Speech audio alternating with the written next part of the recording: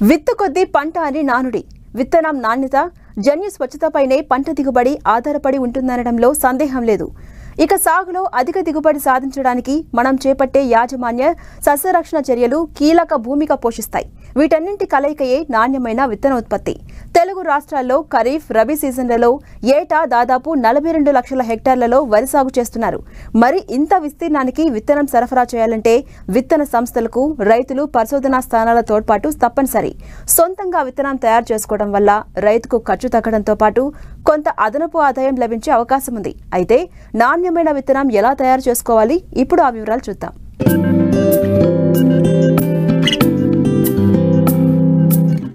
వరి సాగులో ప్రాంతానికి అనుగుణంగా ఎన్నో రకాల వరి వంగడాలను శాస్త్రవేత్తలు రూపొందించారు. అయితే అనేక సంవత్సరాల పాటు వీటిని ఇతర రకాల మధ్య సాగు చేయడం వల్ల వీటి జన్యు స్వచ్ఛత కొంత దెబ్బతినే ప్రమాదం ఉంది. దీన్ని అధిగమించేందుకు విత్తన సంస్థలు ఏటా జన్యు స్వచ్ఛత ఉన్న మూల విత్తనాన్ని రైతులకు అందించి విత్తనోత్పత్తికి ప్రోత్సహిస్తున్నాయి. రైతులు పండించే ఈ విత్తనాన్ని ఫౌండేషన్ సీడ్ అంటారు. దీన్ని రైతుల వద్ద నుంచి బైబ్యాక్ ఒప్పందంతో విత్తన సంస్థలు తిరిగి సేకరించి ట్రూత్ఫుల్లీ లేబుల్డ్ విత్తనాలుగా మార్కెట్లో విక్రయిస్తాయి. విత్తనం కనీస నాణ్యత ప్రమాణాలు కలిగి అధిక జన్యు స్వచ్ఛత, మొలక శాతం, తక్కువ మలినాలు కలిగి తెగుళ్ల బారిన పడని విత్తనాన్ని నాణ్యమైన విత్తనంగా పేర్కొంటారు. ఈ విత్తనోత్పత్తి వల్ల రైతుకు బస్తాకు 500 నుంచి 1000 రూపాయలు అదనంగా లభించే అవకాశం ఉంది. అయితే ఇప్పటికే రబీ వరి సాగు పిలక దశలో ఉంది. రైతులే స్వంతంగా నాణ్యమైన విత్తనోత్పత్తిని చేసుకోవాలంటే ఎలాంటి జాగ్రత్తలు పాటించాలో తెలియచేస్తున్నారు మారుటేరు ప్రాంతీయ వ్యవసాయ పరిశోధనా స్థానం శాస్త్రవేత్త డాక్టర్ టి శ్రీనివాస్. రైతులు మనకి వరి అనేది ప్రధానంగా స్వపరాగ సంపర్కం చెందిన పంట కాబట్టి పరపరాగ సంపర్కం లేదు కాబట్టి స్వపరాగ సంపర్కం ఉంది కాబట్టి మనం విత్తనోత్పత్తి చాలా సులభంగా రైతు తనకు కావాల్సిన విత్తనం తనే తయారు చేసుకొని నాణ్యత, శ్రమ, ఖర్చు అన్నీ తగ్గించుకొని లబ్ధి పొందడానికి అవకాశం ఉంది. రైతు తన పొలంలో 1 ఎకరం రకం వేసుకొని ఉంటే గనక 5 నుంచి 10 సెంట్లు పొలం మధ్యలో ఎంపిక చేసుకొని ఆ ఎంపిక చేసుకున్న భాగంలో ఎటువంటి పురుగులు, తెగుళ్ళు లేకుండా అండ్ కేళీలు లేకుండా అండ్ తీసివేసి ముందుగా దాన్ని అన్నీ హార్వెస్ట్ చేసుకొని 14% తేమకి ఆరబెట్టుకొని బస్తాల్లో నింపుకునేటప్పటికి 12% తేమ వచ్చేటట్టుగా చూసుకొని కొత్త గోనెల్లో నింపుకొని తర్వాత నిలవ చేసుకునేటప్పుడు పురుగులు, తెగుళ్ళు ఏది గొడౌన్లో ఎలకల సమస్య లేకుండా గనక చేసుకుంటే అంటే తప్పనిసరిగా మొలక శాతం బాగుండి అంటే ఆ రకం నాణ్యత కూడా బాగుంటుంది. అయితే రైతాంగానికి మనం చెప్పాల్సింది ఏంటంటే ప్రతి 3 నుంచి 4 సంవత్సరాలకి తప్పనిసరిగా ధృవీకరించిన సంస్థ దగ్గర నుంచి మళ్ళీ అదే రకం ఏ రకం అయితే రైతు వేసుకోవాలి అనుకుంటున్నాడో దాని తాలూకా ఫౌండేషన్ విత్తనం కానీ సర్టిఫైడ్ విత్తనం కానీ తెచ్చుకొని మళ్ళీ 3 సంవత్సరాల వరకు అంటే 6 పంట కాలాల వరకు సార్వా దాల్వా గనక మనం లెక్కలో తీసుకుంటే అంటే రైతు తన పొలంలోనే విత్తనం సేకరించుకొని అదే విత్తనాన్ని దిగుబడులు తగ్గకుండా వాడుకునే అవకాశం ఉంది.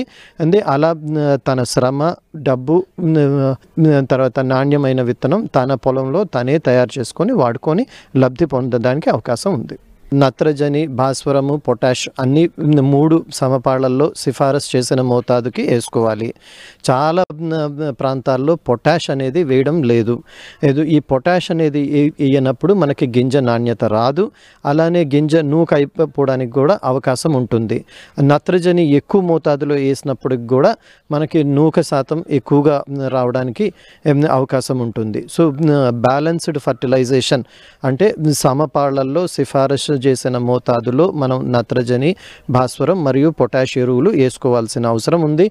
అలానే పురుగులు, తెగుళ్ళు కూడా మనం సకాలంలో నివారించుకోకపోతే గింజ నాణ్యత, విత్తనం ఒక నాణ్యత మనకి పడిపోతుంది. సో అగ్గి తెగులు, మెడవిరుపు తెగులు వచ్చినప్పుడు కూడా మనకి గింజ నాణ్యత పడిపోతుంది. అది విత్తనానికి పనికిరాదు.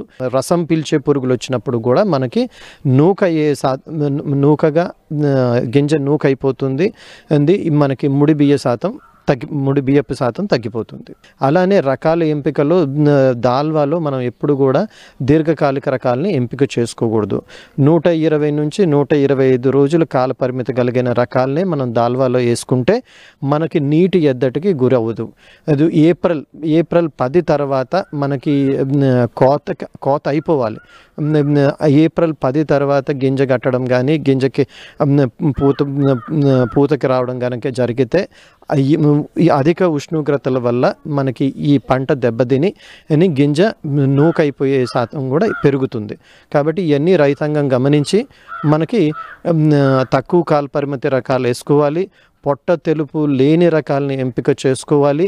తక్కువ గింజ అయ్యి ఎక్కువ మనకి హెడ్ రైస్ రికవరీ అంటే ముడి బియ్యపు శాతాన్ని ఇచ్చే రకాలని ఎంపిక చేసుకొని దాల్వాలో లబ్ధి పొందవలసిందిగా మనవి. పెరుగుతున్న జనాభా ఒకవైపు, తరుగుతున్న సహజ వనరులు మరోవైపు. ఇలాంటి పరిస్థితుల్లో ఆహార భద్రతను కల్పించాలంటే ప్రస్తుతం ఉన్న సగటు ఉత్పాదకతను అధికం చేయాల్సిన అవసరం ఎంతైనా ఉంది.